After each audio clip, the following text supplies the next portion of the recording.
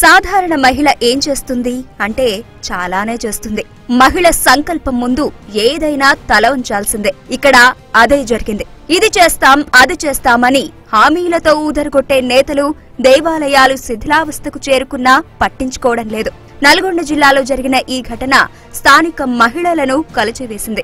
తమను కాపాడుతున్న రామయ్య దేవాలయాన్ని తామే నిలబెట్టుకుంటామంటూ నడుం కట్టారు. ఒక్కరు కాదు, ఇద్దరు కాదు, ఏకంగా 300 మంది మహిళలు దేవాలయాన్ని అభివృద్ధి చేస్తున్నారు.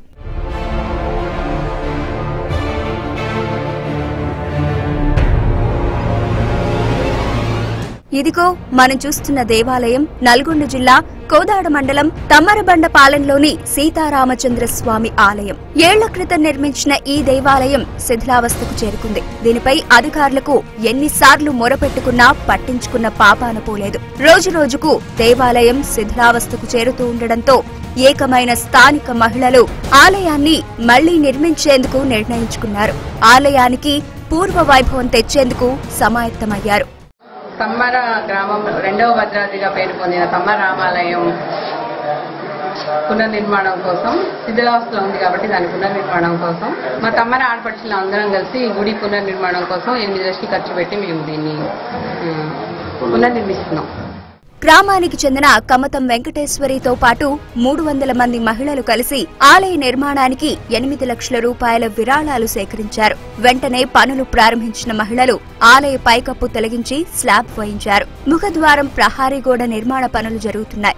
విద్యుత్, మైక్ సెట్, దేవాలయ గార్డెన్ కోసం అదనంగా మరో 2 లక్షల రూపాయలు ఖర్చు చేయాలని నిర్ణయించారు. మరోవైపు మహిళల కృషిని చూసి కళ్యాణ మండపం పునఃనిర్మాణం చేసేందుకు క్షత్రం వంశస్థులు ముందుకొచ్చారు.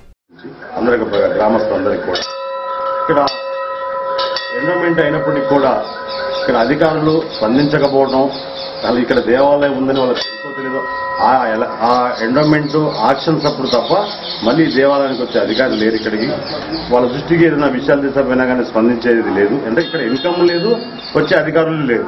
కాబట్టి ఇన్కమ్ లేదు కాబట్టి మీరు దీన్ని దృష్టిలో తీసుకొని గవర్నమెంట్ నుంచి మా దేవాలయానికి నిధులు సమకూర్చి ఇంకా మా దేవాలయాన్ని అభివృద్ధి చేయడానికి అధికారులు తమ వంతు సహకారాలు మా రాముడికి అందించాలని చెప్పి ఇప్పటికైనా దేవాదాయ శాఖ అధికారులు స్పందించి పూర్తి స్థాయిలో దేవాలయాన్ని అభివృద్ధి చేయాలని గ్రామస్తులు కోరుకుంటున్నారు.